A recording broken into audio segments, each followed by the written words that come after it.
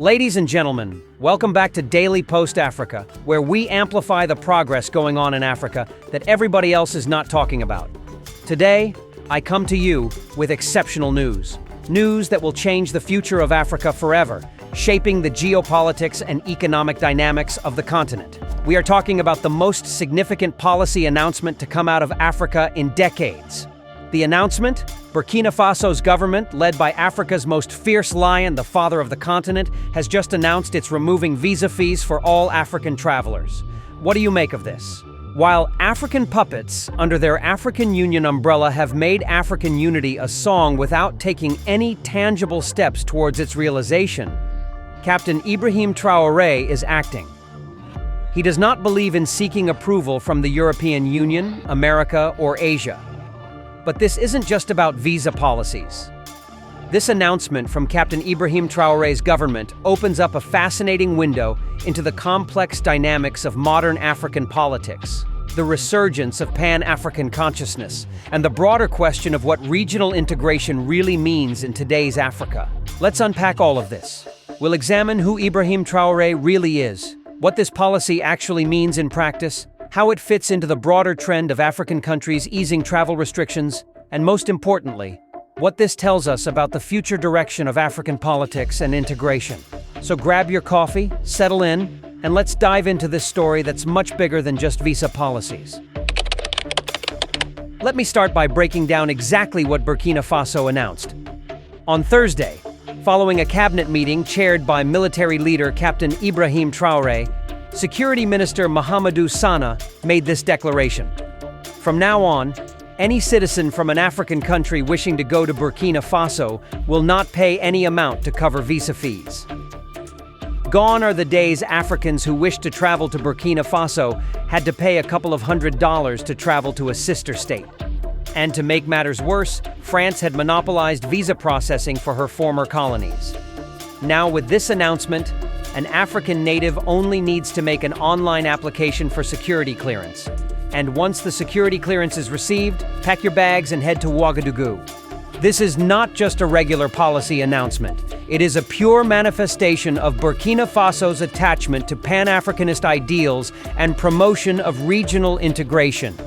According to a government statement, this free visa system for African nationals will also help promote tourism and Burkinabe culture, and improve Burkina Faso's visibility abroad. But here's where it gets interesting and complex. Burkina Faso, along with Mali and Niger, recently pulled out of ECOWAS after being slapped with numerous sanctions.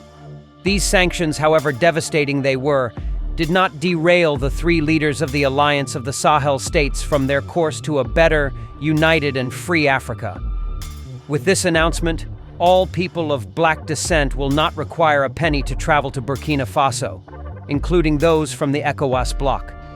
What an exceptional display of emotional intelligence by the AES leaders.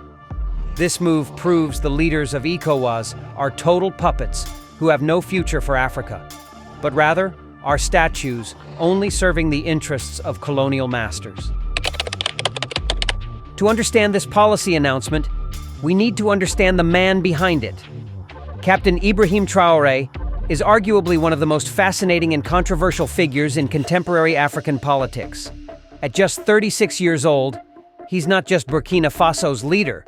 He's emerged as what many consider the torchbearer of the global Pan-African movement.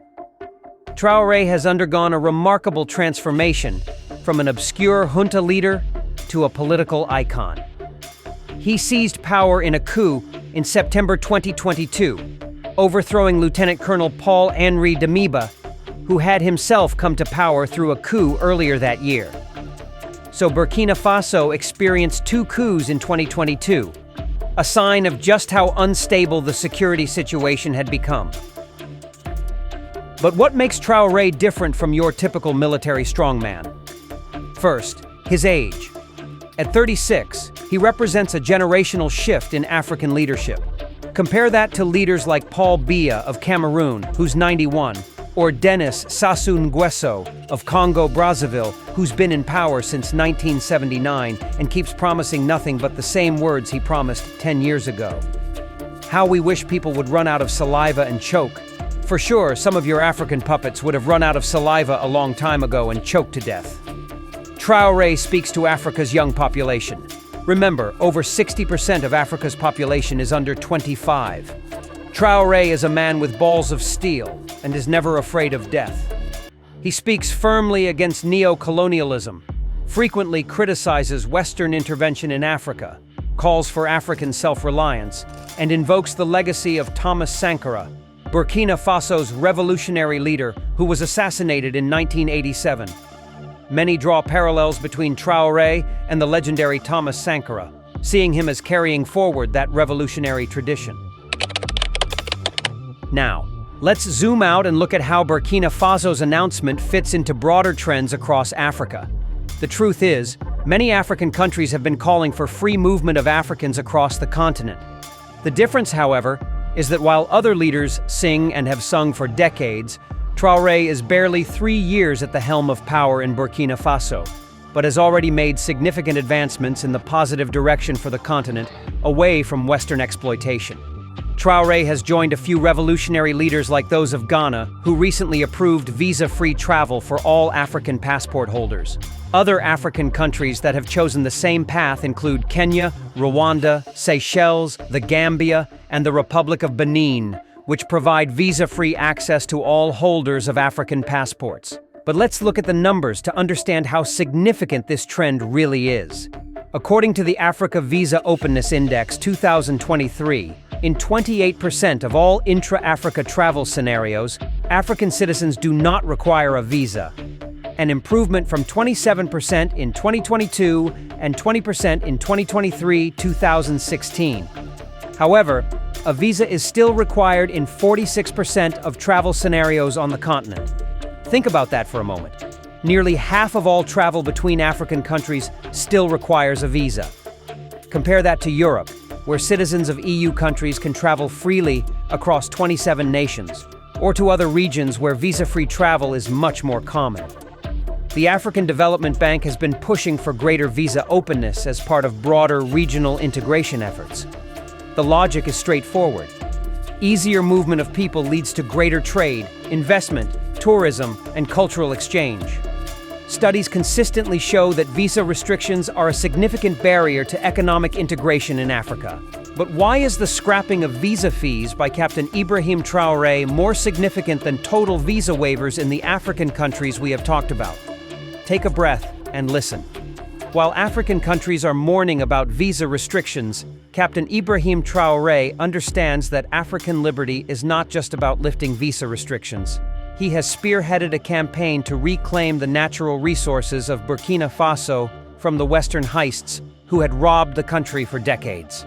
His formation of the Alliance of Sahel States alongside like-minded leaders in Mali and Niger is a clear sign that he understands that unity is not just about borders, but about building a stronger, united army that can defend the continent at all times. Burkina Faso and other members of the Alliance of Sahel States are working towards a single currency, the AES.